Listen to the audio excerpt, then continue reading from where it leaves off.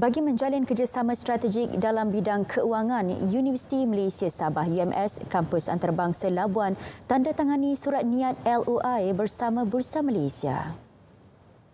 Ia bertujuan memperkukuh hubungan antara institusi akademik dan industri perbankan sekaligus meningkatkan literasi kewangan dalam kalangan belia melalui pelaksanaan program Bursa Young Investor Club BYIC.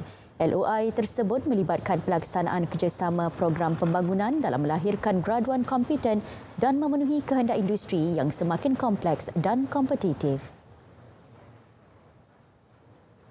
Kita menyediakan satu platform khusus kepada pelajar-pelajar ini untuk mendapatkan pendedahan di lebih awal. Jadi bila mereka memasuki alam pekerjaan, mereka akan lebih langsung tersedia dengan ilmu, pengetahuan, self-confidence yang tinggi untuk menunaikan tanggungjawab sebagai anggota masyarakat yang berilmu. Beliau berkata demikian selepas menyaksikan majlis tandatangan surat niat UMS dan Bursa Malaysia di bilik Eureka UMS KL.